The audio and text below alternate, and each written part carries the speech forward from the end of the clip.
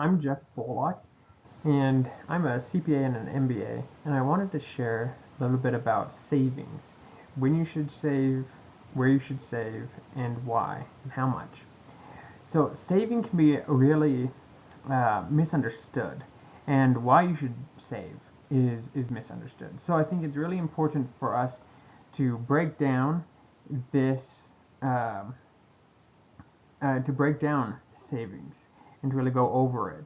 I think this is really important for your financial health and as well for your mental health and happiness, right? So this is one of the things that I think is really important for for your finances. So let's jump into a little bit of what people might tell you about savings. Right. So the first thing that you'll hear about savings is it's not the best place to put your money. It isn't savings, right? You're not going to get the return on the investment that you can on investing, right? You can put your savings. A lot of people will say you can put your savings into the stock market, put as much in there as you can, and that's really where you're going to get the return on your investment. You'll hear, the wealthy people, they have barely anything in savings, or they don't have anything at all in savings.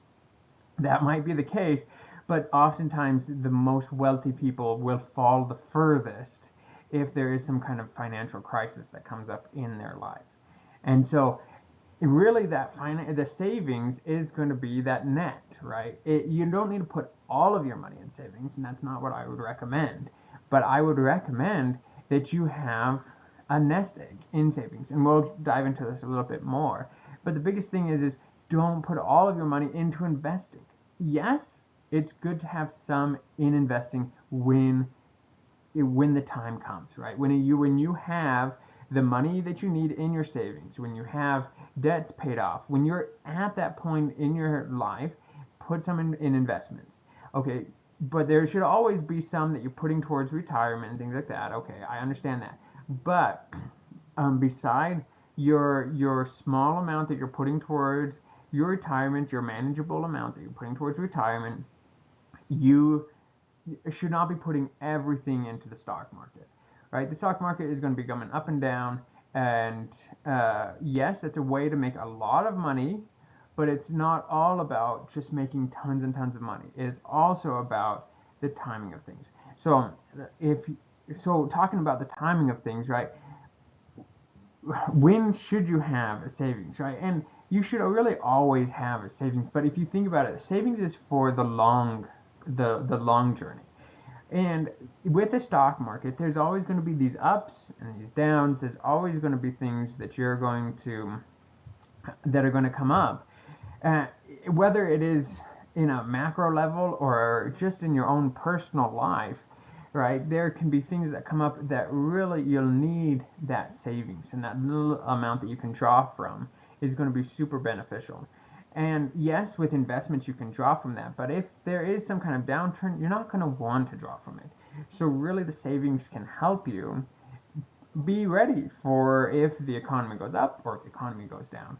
The other thing is a savings is a great place to store your money if the right time hasn't come for your investments, right? You're putting a little bit away into your investments. Say you have all your debts paid off, you're putting a little bit away into your investments. Savings is great for when you're looking for the right time to invest, right? I've seen it over and over again. You see it with several very wealthy people.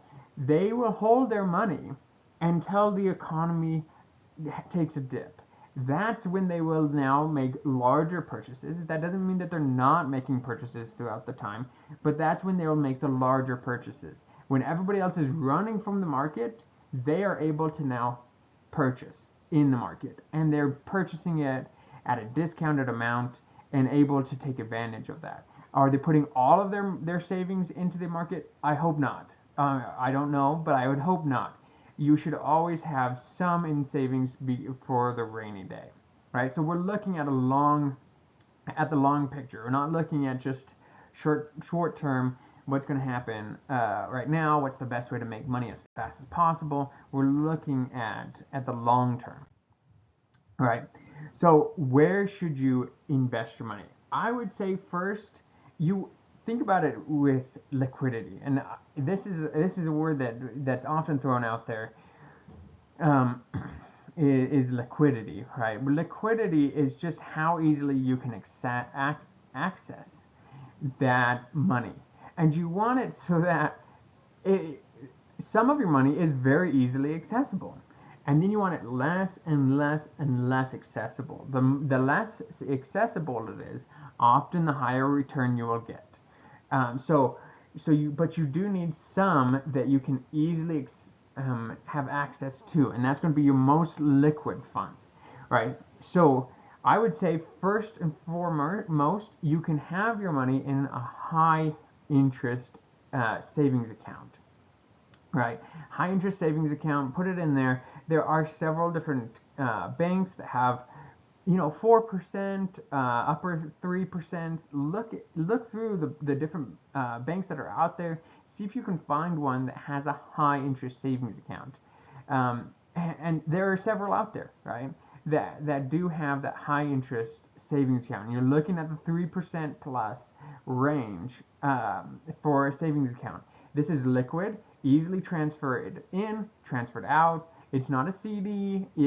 There's no penalties for transferring in and out. It's just really quickly you can get it if you need it, but it still has a fairly high interest rate. It's not necessarily keeping up with the market, but it has a fairly high interest rate. So you're getting something from it. It's not just dead in there. There is benefit to having that just because it's even more liquid if it's in the bank that you use all the time. Now, the other one is what I see with people who have money in savings is oftentimes they're really tempted to pull that money. They say, how much money do I have? I have X amount of dollars. Let me spend it as quickly as I can. Right? This is where you come into the next step of your savings, maybe a little bit less liquid, so that you're not spending your savings. You're not just always spending your savings. I would have, if that is you, if you are always tempted to spend your savings, open up another bank, a savings account in another bank, and have that savings account be one that isn't attached to your bank. Maybe you have to go drive there, physically drive there, and get the money from that bank. Maybe it's in cash, but maybe it's in a cashier's check, whatever it is. But it's more of a physical driving there, asking for your money, putting it into the bank where you need it, right? So that it's not so easily accessible, but still you can get a high interest savings account with that all attached, and make it so that it's not quite so easily accessible to you that you're spending it just willy-nilly. And then the next one after that is to have your savings account in to have money into investments, right? You can have, after you have enough money in your other savings accounts to have it into your investments, it would be less liquid. So you want to have the more very liquid, less liquid, and then not very liquid at all. Your investments, and this is also with your investments, these can take a downturn, they can take a dip. Your savings, they're not really going to take a dip if the economy goes bad. So these are, less liquid, but also more risky, right? And that's where you would have the money in those kind of investments is for that, right? So we're going to look at all three of these situations when you're putting money into an investment. Now, why should you have a savings? Just like I talked about before, with your savings, this is one way that you can get ahead, right? There is always going to be downturns in the market, and this is a great time for you to take advantage of those downturns if you have the money in your savings. Now, for your personal life, this is also a great way for you to avoid interest payments on debt. So if you have a larger amount that you can put down, say for large purchases, maybe for a car, for a house, the larger the amount that you have saved up that you can put down on that house, on that car, the less you'll have to pay on that interest. So it really can get you ahead, right? Because most people are going to be paying huge amounts on interest rates, right? Even a mortgage, you're looking at 6% right now, right? Car, you're looking at a high amount. Credit cards, right? If you can save up for your trip or your vacation or whatever it is, and you don't draw so much from your credit card, that will make it so that you're not paying that 20%. Right, now think about it. If you compare not paying interest on and compare it to getting interest from investments, right? One of the best investments that you're going to get is going to have a hard time matching against even a regular mortgage of 6%, right? So most investments that you're going to be seeing, especially at an amateur level, you're not really going to be seeing that 6%. You might see 10% if the economy is going really well and you're really doing a great job, you know where you're putting your money, you know, you might see that 10%. But it's going to be hard because it's going to have the ups and downs and the dips where that 6% is going to be constant. And it's going to be constant for a very long time, for 30 years, right? That you're not going to see, it's going to be very challenging to have an investment that is constantly giving you 6%, right? So just paying down your mortgage is going to get you ahead right there. And now, again, the other one is credit cards. People are spending tons of money on credit cards instead of saving up for what they want and purchasing it later. 20%, you're just not going to find that in any investment. So the best case scenario is just pay those things down because those are going to be draining your money faster than you can be making money in other places.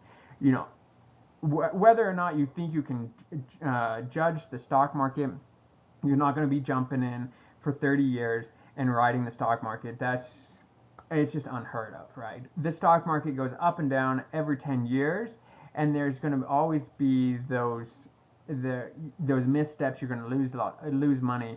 The best case is get rid of those fixed payments that you're going to always be having. So why should you save money? It is so that you can spend the money where you need to, when you need to, on those emergencies or those surprises or even those things that you're wanting. And not have to pay the interest and the payments on those things. All right, so why not invest it all, right? And I kind of talked about this again also, but let's just dive in a little bit deeper into why not invest all of it, right? Again, it's the timing and the risk of the stock market, right?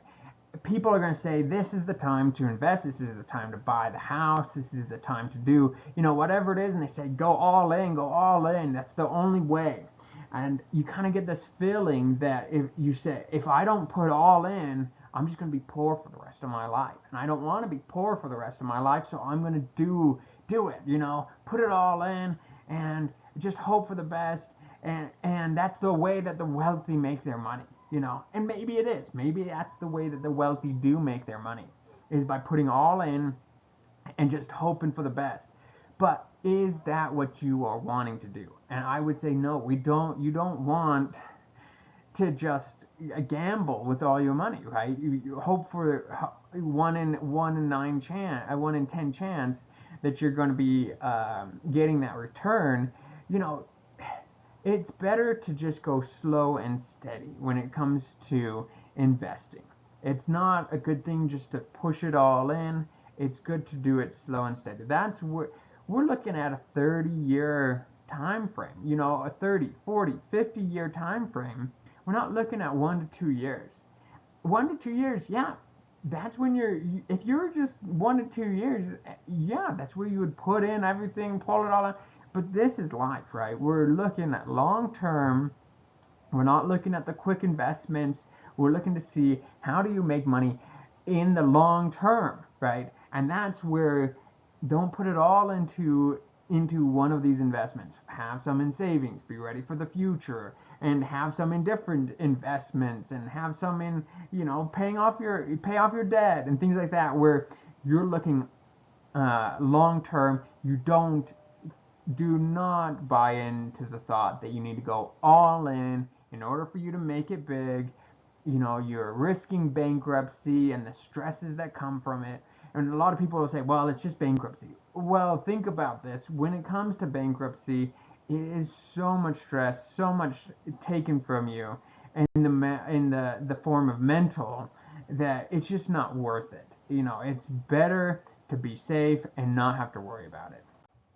All right, so with savings, how much do you have in savings? I would say you're going to have, first and foremost, you want to have at least months of your expenses in savings, right? So do the calculations, run the numbers, maybe take some time to really see how much you're spending over 3 months, see which things you can cut out if you lose your job, what can you cut out? So see what you spend for 3 months. Have about that much in your savings. Then once you start paying off your debt, you're in a better position. Your end goal is to have that 6 months. That's really, really the target, is to have the 6 months in the savings in case something crazy happens. Then you have enough in savings. Now, these aren't hard set, this is exactly how much you want. It's just, it gives you a really good piggy bank to fall back on if worst case scenario happens and you are needing to spend a good portion of your savings. That's just going to always happen. And so these are just great amounts that you can put away, and it's going to be for any size of income, just dependent on your own situation. And be serious about it, right? Are you really going to cut out, this or that expense? You need to be serious about it, right? And you can also just say, this is how much this is how much I spend. I'm gonna have, if a worst case scenario happens, I lose my job or something, I still want to spend that much, right? So have that much in savings.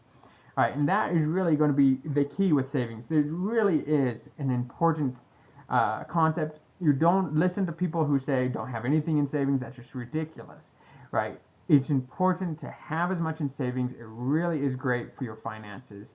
And again, this is Jeff Bullock.